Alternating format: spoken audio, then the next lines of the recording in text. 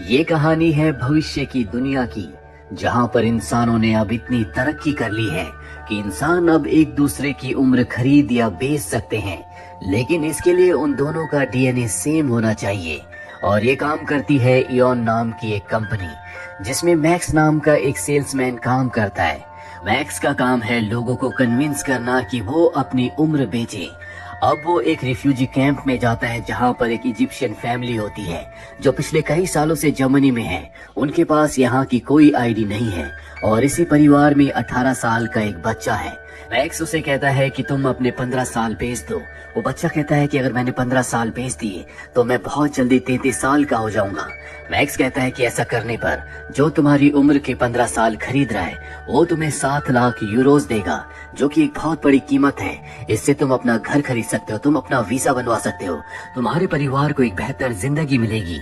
वो बच्चा कन्विंस हो जाता है और वो कॉन्ट्रैक्ट पर साइन कर देता है, जिसके बाद मैक्स अपनी कंपनी के बाहर जाता है, जहाँ पर बहुत सारे लोग होते हैं जो प्रोटेस्ट कर रहे होते हैं, क्योंकि ये सब वो लोग हैं जो इस काम के खिलाफ हैं। मैक्स अपने काम में बहुत अच्छा है। उसने कुछ ही महीनों में 276 सालों की सेल परचेज करवाई है, इसीलिए उसकी कंपनी इयॉन उसे एक अवार्ड देती है। जिसके बाद इयॉन कंपनी की सीईओ स्टेज पर आती है और सबको बताती है कि आज तक हम 2 लाख लोगों की उम्र को घटा चुके हैं, और जिन लोगों ने अपनी उम्र को बेचा था वो पहले गरीब थे, लेकिन अब वो एक आराम की जिंदगी जीते हैं। हमारी लैब में 15 वैज्ञानिक हैं जिनकी उम्र को हम घटा रहे हैं ताकि वो अपनी जिंदगी में ज्यादा जिएं और बड़े बड़े आविष्कार करें और हमारी दुनिया को और भी बेहतर बनाएं। वहीं हमें लैब दिखाई जाती है जहां पर बहुत सारे लोग हैं, जिनमें वो वैज्ञानिक भी हैं जिनकी उम्र को घटाया जा रहा है। तभी वहां पर एक लड़का आता है जो इयॉन कंपनी के एम्प्लॉयज को और उन लोगों को मार देता है जो दूसरों की उम्र को अपनी बॉडी में ट्रांसफर करके अपनी उम्र को घटा रहे होते हैं। ये लड़का एडम ग्रुप का हिस्सा है। एडम ग्रुप वो ग्रुप है जो इयॉन कंपनी के खिलाफ है। उनका मानना है कि इयॉन कंपनी गरीबों के साथ ज्यादती कर रही है। वो उनकी उम्र को खरीद के अमीर लोगों को बेच देती है, जिससे गरीब लोग जल्दी मारे जाते हैं। दूसरी तरफ हमें दिखाया जाता है कि मैक्स अपनी वाइफ के साथ उसके डैड के घर जाता है, लेकिन उसके वाइफ के जो डैड हैं वो उसे पसंद नहीं करते, क्योंकि वो एक ऐसी कंपनी के लिए काम करता है जो गरीब लोगों की मजबूरी का फायदा उठाकर उनकी उम्र को खरीदती है। मैक्स अपनी वाइफ के साथ अपने अपार्टमेंट वापस आता है। वो देखता है कि उसका अपार्टमेंट चल रहा है, किसी ने उसके अपार्टमेंट में आग लगा दी है। दरअसल ये उसकी वाइफ ने खरीदा था, जिसके लिए उसने बैंक से 2.5 मिलियन यूरोज का लोन लिया था। मैक्स कहता है कि तुम चिंता मत करो, हमारा घर इंश्योरेंस के अंडर आता है, इसीलिए हमें इंश्योरेंस वाले पूरा पैसा देंगे। ये दोनों के दोनों इंश्योरेंस कंपनी जाते हैं, जहां इंश्योरेंस एजेंट इन्हें बताती है कि हमें फायर डिटेक्टर से पता चला है कि घर तुम्हारी गलती की वजह से जला है। तुमने जलती हुई कैंडल को घर पर छोड़ दिया था और इस वजह से तुम्हारे घर में आग लगी। दरअसल घर में इनकी ज्वेलरी थी, कैश था, वो सब कुछ जल चुका है और न ही अब इन्हें इंश्योरेंस कंपनी से कोई पैसा मिलेगा। इन्हें बैंक के 2.5 मिलियन यूरोज चुकाने हैं और इस लोन को लेने के लिए मैक्स की वाइफ ने अपनी उम्र को गिरवी रखा था। उसका डीएनए किसी अमीर इंसान के साथ मैच हो गया था और अब अगर उसने लोन के पैसे नहीं चुकाए तो लोन की रकम के हिसाब से उसे अपनी उम्र के 40 साल उस इंसान को देने होंगे जिस इंसान के साथ उसका डीएनए मैच हुआ था। ये दोनों के दोनों इंश्योरेंस कंपनी से बाहर निकलते हैं। तभी वहां पर पुलिस आ जाती है जो मैक्स की वाइफ को पकड़ लेती है, क्योंकि उसे बैंक के पैसे चुकाने हैं। मैक्स कहता है कि तुम चिंता मत करो, मैं इयॉन कंपनी के लिए काम करता हूँ, मैं जल्दी तुम्हें छुड़वाऊंगा। इसके बाद वो अपनी कंपनी की सीईओ के पास जाता है और बताता है कि मुझे 2.5 मिलियन यूरोज की जरूरत है, क्योंकि लोन न चुकाने की वजह से मेरी वाइफ को पुलिस ने पकड़ लिया है। जल्दी मैं सारे के सारे पैसे इसी कंपनी में जॉब करते हुए कंपनी को चुका दूंगा। वो कहती है कि अपनी और अपनी पत्नी की फाइल मुझ तक पहुंचा दो, मैं जरूर तुम्हारी मदद करूंगी। इसके बाद सीईओ एक मीटिंग में जाती है जहां पर सभी उसी की कंपनी के बड़े बड़े एम्प्लॉयज हैं। सब के सब यंग होते हैं, क्योंकि इन्होंने कभी न कभी किसी न किसी से या तो उम्र को खरीदा था या फिर जबरदस्ती उनसे ले ली थी। सीईओ अब भी बूढ़ी है, जिसका मतलब ये है कि अब तक उसे ऐसा कोई इंसान नहीं मिला जिससे उसका डीएनए मैच करे। दूसरी तरफ हमें मैक्स की वाइफ को दिखाया जाता है। उसकी जबरदस्ती उम्र उससे छीन ली जाती है, क्योंकि मैक्स ने अभी तक पैसों का इंतजाम नहीं किया। मैक्स इसके बाद अपनी वाइफ को अपने घर ले जाता है। 3 दिनों के बाद उसकी वाइफ की उम्र पूरी 40 साल बढ़ जाएगी। इस प्रोसेस को पूरा होने में पूरे 3 दिन लगते हैं। मैक्स अपनी वाइफ से कहता है कि तुम चिंता मत करो, मैं जल्दी कुछ करूंगा। वो अपनी कंपनी की सीईओ से मिलने के लिए जाता है, लेकिन वो उससे बात किए बिना ही वहां से गाड़ी से निकल जाती है। साथ ही उसे भी अब अपना डोनर मिल चुका है, यानी कि जल्दी वो जवान हो जाएगी। मैक्स इसके बाद अपने घर वापस आ जाता है, जहां पर उसकी वाइफ कहती है कि मैंने तुमसे बहुत प्यार किया है, हम दोनों का सपना था कि हमारे बच्चे हों, हम दोनों एक साथ बूढ़े हों, जो अब मुमकिन नहीं हो सकता, इसीलिए मैं अपने मॉम डैड के घर जा रही हूँ। वो अपने मॉम डैड के घर चली जाती है, जहाँ पर उसकी मॉम अब उससे भी छोटी लग रही होती है। वही मैक्स अपनी कंपनी से बहुत ज्यादा नाराज होता है, इसीलिए वो उस कंपनी को छोड़ देता है। अब वो उस कंपनी के खिलाफ है। उसका भी मानना है कि किसी की उम्र को उससे छीनना गैर कानूनी है, इंसानियत के खिलाफ है। एक दिन वो पार्क में बैठा होता है, तभी उसके पास एक छोटी बच्ची आती है जो उससे नशीली दवाएं बेचने की कोशिश करती है, लेकिन मैक्स उससे दवा नहीं खरीदता। जिसके बाद वो बच्ची दूसरे इंसान के पास जाती है और उसके साथ डील करती है, और अब वो एक सिगरेट भी पीती है। उसके एटीट्यूड से मैक्स समझ जाता है कि ये कोई बड़ी उम्र की औरत थी जिसने अपनी उम्र को कम करवाया है। वो उसके पास जाता और कहता है, मुझे पता है कि तुमने अपनी उम्र को रिवर्स करवाया है, लेकिन ये कंपनी इतनी ज्यादा उम्र कम करवाने के लाखों डॉलर्स लेती है। तुम्हारे पास इतने पैसे होते तो तुम ये काम नहीं करती, तुमने ये कैसे किया? वो बच्ची बताती है कि ये कंपनी के अलावा भी बहुत सारे ऐसे लोग हैं जो इलीगल तरीके से इस काम को करते हैं, यानी कि इस काम का भी ब्लैक मार्केट है, जहाँ पर ये काम बहुत कम पैसों में हो जाता है। वो उसे उस डॉक्टर का नंबर दे देती है, जिसके बाद मैक्स सबसे पहले अपनी वाइफ का एक नकली पासपोर्ट बनवाता है, साथ ही वो एक गन भी खरीद लेता है। और अब वो इओन कंपनी की सीईओ पर नजर रखता है, क्योंकि उसे पूरा विश्वास है कि उसकी वाइफ की उम्र के जो 40 साल है वो और किसी ने नहीं बल्कि सीईओ ने खरीदे हैं, क्योंकि उसकी उम्र बहुत ज्यादा कम हो चुकी है। एक दिन जब वो ग्रेवयार्ड में होती है तो पीछे से मैक्स आकर उसे किडनैप कर लेता है, जिसके बाद वो वहाँ पर एडम ग्रुप का सिंबल बना देता है ताकि सबको ये लगे कि ये काम एडम ग्रुप ने किया है।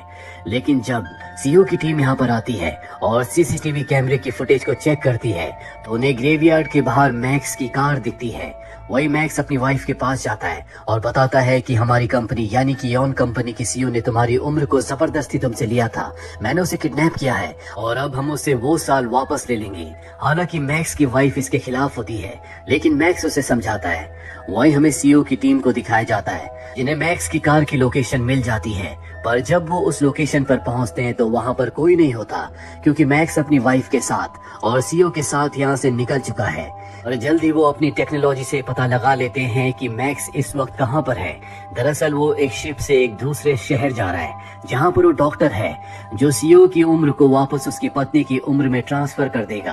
पर इससे पहले कि वो पोर्ट तक पहुंचता, मैक्स देखता है कि पोर्ट पर बहुत सारी पुलिस की गाड़ियां खड़ी हैं। वो समझ जाता है कि पुलिस को इनकी लोकेशन का पता चल चुका है, इसीलिए उसी शिप में ट्रेवल करने वाली एक फैमिली के बच्चों को गन पॉइंट पर ले लेता है और कहता है कि तुम्हें अपनी गाड़ी की डिक्की में हम सबको छुपाकर यहाँ से निकालना होगा।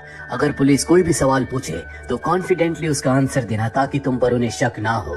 और वो आदमी ऐसा ही करता है, जिस वजह से पुलिस इनकी गाड़ी को चेक नहीं करती और ये सब बचकर निकल जाते हैं। सुनसान इलाके में वो आदमी इन तीनों को ड्रॉप कर देता है, जहाँ पर वो लड़की यानी कि वो सीईओ बताती है कि जिसे तुम किडनैप करना चाहते थे वो मेरी मॉम है, मैं उनकी बेटी हूँ और मैं भी उनके इस काम के खिलाफ हूँ। ये सब जानने के बाद मैक्स और उसकी वाइफ पूरी तरह से हैरान हो जाते हैं, क्योंकि अपनी जान पर खेलकर ये इस लड़की को यहाँ तक लाए हैं। मैक्स को अब भी उस पर शक है, इसीलिए वो उसे एक सुनसान घर में ले जाता है। रात को लड़की कहती है कि मुझे नहाने के लिए जाना है, इसीलिए मैक्स को अपना मुंह घुमाना पड़ता है और ठीक उसी वक्त वो उसके सर पर हमला करके उसके फोन को लेकर वहां से भाग जाती है। भागते भागते वो इओन कंपनी को कॉल करती है, लेकिन तभी वो एक दलदल में गिर जाती है। फोन दलदल में धंस जाता है और अब वो भी धीरे धीरे दलदल में धंस रही होती है, वो चिल्ला रही होती है। तभी वहां पर मैक्स की वाइफ आ जाती है, जो उसे दलदल से बाहर निकाल लेती है। अब ये वापस उसी घर में आ जाते हैं जहाँ पर मैक्स है। वो लड़की अब जब नहा रही होती है तो मैक्स की वाइफ उस पर नजर रखती है। वो देखती है कि उसकी बॉडी में ऑपरेशन का कोई निशान नहीं है, जबकि एज ट्रांसफर के वक्त जो ऑपरेशन किया जाता है उसमें बॉडी में कुछ निशान होने चाहिए।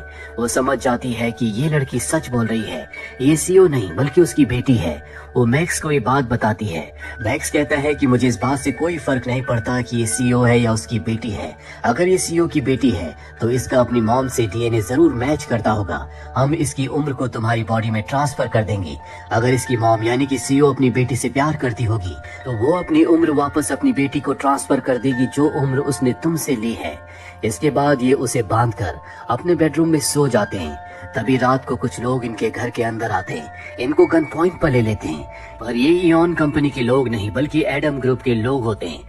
एडम ग्रुप की जो लीडर होती है वो मैक्स को बताती है कि तुम्हारे घर में अपने आप आग नहीं लगी थी, बल्कि वो तुम्हारी कंपनी की सीईओ ने लगवाई थी, क्योंकि उसे पता था कि तुम्हारी वाइफ का डीएनए उससे मैच करता है। तुम्हारी वाइफ ही उसके पास एकमात्र ऐसी इंसान थी जिससे वो अपनी उम्र कम करवा सकती थी। तुम्हारे खिलाफ ये एक षड्यंत्र था और अब तुम्हारे पास एक मौका है, तुम उसकी बेटी को मार कर अपना बदला ले सकते हो। लेकिन मैक्स की वाइफ ऐसा करने से मना कर देती है और तभी बाहर इयॉन कंपनी के लोग आ जाते हैं, क्योंकि एक दिन पहले सीईओ की बेटी ने जो कॉल किया था उसकी लोकेशन को ट्रेस करके सबके सब यहाँ तक पहुँच चुके हैं। एडम ग्रुप की जो लीडर होती है वो मैक्स से कहती है कि तुम बाहर जाओ और उनसे कहो कि अगर उन्हें सीईओ की बेटी चाहिए तो सीईओ को अंदर भेज दें, जहां हम उसे पकड़ लेंगे। मैक्स बाहर जाता है और कहता है कि मैं सीईओ की बेटी को वापस लौटाने के लिए तैयार हूँ, लेकिन इससे पहले मैं सीईओ से बात करना चाहता हूँ। जिसके बाद सीईओ अपनी गाड़ी से बाहर निकलती है। अब वो पहले से बहुत जवान हो चुकी है। वो कहता है कि मैं तुमसे अंदर कुछ अकेले में बात करना चाहता हूँ। वो कहती है कि ठीक है, तुम मेरी बेटी को छोड़ देना, इसके बदले मैं तुम्हें बहुत सारे पैसे दूंगी। और अब इससे पहले कि सीईओ उसके साथ अंदर जाती, उसके जो गार्ड्स होते हैं उन्हें मैक्स के ऊपर शक हो जाता है कि अंदर कोई और भी है, इसीलिए वो उन्हें रुकने के लिए कहते हैं। लेकिन सीईओ के गार्ड्स में एक ऐसा गार्ड भी होता है जो एडम ग्रुप के लिए काम करता है, इसीलिए वो सीईओ पर गोली चला देता है और ठीक उसी वक्त सीईओ के गार्ड्स उसे मार देते हैं। मैक्स भागकर अंदर आ जाता है, जिसके बाद दोनों तरफ से गोलियां चलना शुरू हो जाती हैं। एडम ग्रुप के लगभग सभी लोग मारे जाते हैं। मैक्स अपनी वाइफ को और सीईओ की बेटी को कहता है कि जल्दी से गाड़ी में बैठो, हमें यहाँ से निकलना होगा। और जब ये गाड़ी में बैठने की तैयारी कर रहे होते हैं तभी सीईओ की बेटी गन निकालकर मैक्स की पत्नी की तरफ तान देती है। वो उसे गोली मारना चाहती है लेकिन मैक्स आकर उसे बचा लेता है। अब तक मैक्स को एहसास हो चुका है कि अब तक जो भी वो सीईओ की बेटी के साथ करने की कोशिश कर रहा था वो गलत है, इसमें उसकी कोई गलती नहीं है। उसके पास उस जगह की लोकेशन भी आ चुकी होती है जहां पर आज एज को ट्रांसफर करना है, पर अब उसने अपना इरादा बदल लिया है। वो अपनी वाइफ से कहता है कि सीईओ की बेटी की इसमें कोई गलती नहीं है। इन दोनों के बीच में आर्गुमेंट्स होना शुरू हो जाते हैं और तभी उसकी वाइफ चाकू दिखाकर उसे गाड़ी से नीचे उतार देती है और उस लड़की को सीधा उस जगह ले जाती है जहां पर एज को ट्रांसफर करना है। वो सीईओ की बेटी की बॉडी से अपने 40 साल वापस ले लेती है, जिसके बाद हमें दिखाया जाता है कि सीईओ अब भी जिंदा है क्योंकि उसने बुलेट प्रूफ जैकेट पहना था। उसके पास उसकी बेटी होती है जिसकी उम्र बढ़ चुकी है। वो अपनी मॉम से कहती है कि आप मुझे मेरी उम्र वापस दे सकते हो जो आपने मैक्स की वाइफ से ली थी। वो कहती है कि हम जल्दी इसका कोई हल निकालेंगे, पर वो अपनी उम्र अपनी बेटी को नहीं देती जिस पर उसका हक है। वही मैक्स को दिखाया जाता है जिसने अब एडम ग्रुप को ज्वाइन कर लिया है। वो एडम ग्रुप के साथ इयॉन कंपनी और उन लोगों के खिलाफ जंग करता है जो एज को ट्रांसफर करते हैं। वही हमें उसकी वाइफ को दिखाया जाता है जिसने अब दूसरी शादी कर ली है। वो अपनी जिंदगी में खुश है और पहले की तरह जवान है। तो ये थी पूरी कहानी इस फिल्म की। उम्मीद करते हैं कि ये कहानी आपको पसंद आई होगी।